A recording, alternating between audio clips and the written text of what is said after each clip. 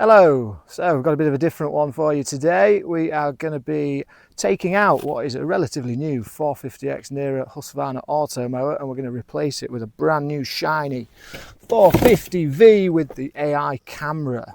Don't worry, the 450X NERA is not going to the scrapyard, it's just going to a different site. So I'm not much of a doctor, but I'm about to attempt a brain transplant. But don't worry, it's only on an Automower. 450X NERA map is going to be beamed over via the magic of the internet onto this brand new 450V, and that is going to save me mapping out this entire garden all over again. Right, the mowers have now come out of surgery. They've come around from their anaesthetic safely, so let's see if the brain transplants worked. This new 450V should now work in the 450X's garden. Little bit of planning and away she goes.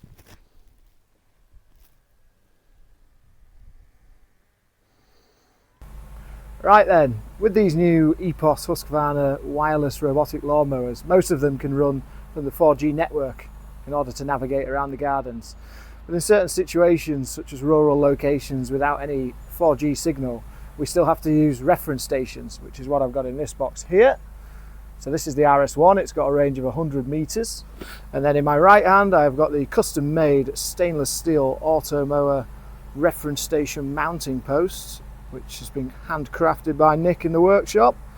Nice piece of work, nice bit of TIG welding on there, we like that.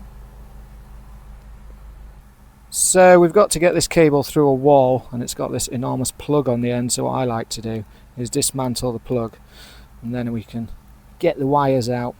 Then we don't have to drill such an enormous hole in a beautiful Yorkshire sandstone wall. There we go, now it'll fit through a small hole. It's all about the little things. So we're going to be installing the reference station on the gable end of a garage, and all the cabling is going to run on the inside. So what we're going to do now is first of all get the cabling into a conduit, which we've pre-cut down here, and then we're going to have a little housing for all the excess cabling and for the transformer. So first of all we'll make an entry for the conduit in here. There's two types of snakes in the AOMB Nidderdale. There's the adders up on the moors, and there's the cable snake. Okay, and just like that we have one cable in a conduit, so we're now going to go up the ladder and drill the hole for the cable to go through. Fuck me!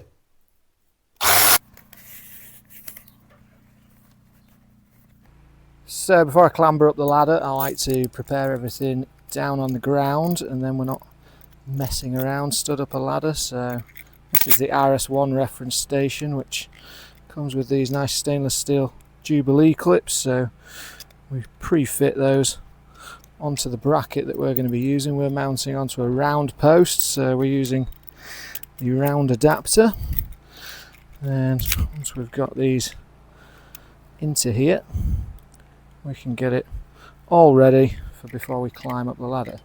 So that just sits on there nicely like so. I'll do those up in a minute, and then the reference station just works on a quick release system like so. Then all we've got to do is screw it to the wall, then we can get onto some mower fitting. Right, I've got everything I need to go, so let's see if I can do this in one trip. That's the aim.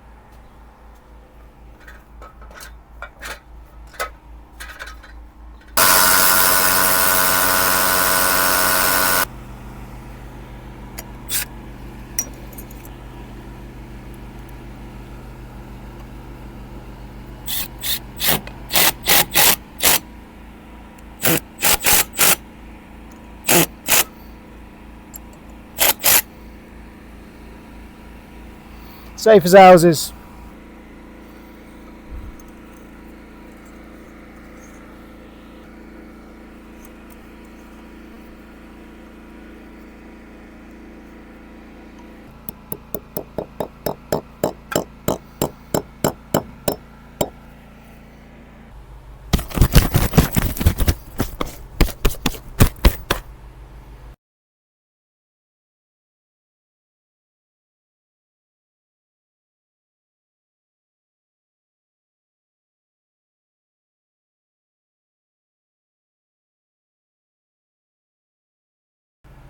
So we've now got the RS1 reference station fully installed. So we've currently got a flashing green light on the reference station, which means that it's currently searching for satellites. So we cannot connect to the machine until we get a solid green light on the RS1 reference station. Right, now the reference station has got a signal. What we're going to do is connect the charging station up to the power and then do some mapping out and get the mower working.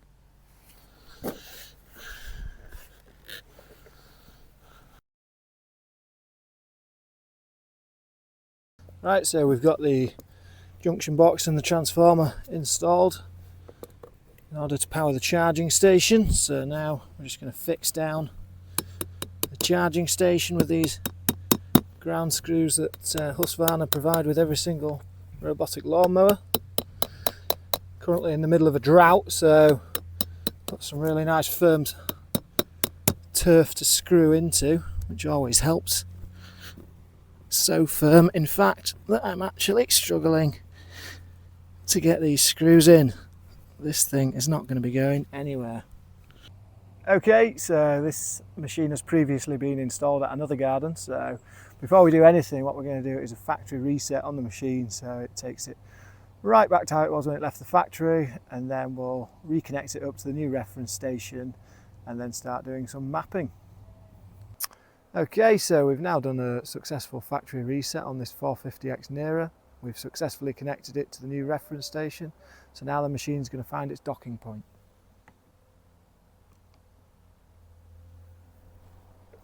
So we should see it reverse back approximately 2.5 meters. Then the machine will remain stationary for anywhere from about 30 seconds up to 10 minutes sometimes. It just depends how strong the satellite signal is. Good satellite signal here because I can tell by the double movement there that it's immediately got a fix and it's connected to 22 satellites. So there you go. Time to do some mapping now. So I've been installing these robot mowers since 2016. The original ones that we were installing required us to put a cable around the outside of the garden. Things have moved on since then. All of the Husqvarna EPOS machines work wirelessly. 5 years ago we had to drive the machine around with a smartphone, which worked. We would then drop points, virtual points around the garden as we drove the machine around, but it was quite tedious. We then moved on to a games console remote control, which was much easier. Made it easier to drive the machine around. But here today I'm going to be using the Husqvarna EPOS installation tool, so I can basically walk around the garden, drop all of the points which I need to drop, and then upload the map at the end. So it's much more straightforward to use. I think it's more accurate, certainly a lot easier if you need to adapt anything in the future. So that's what I'm going to be using today.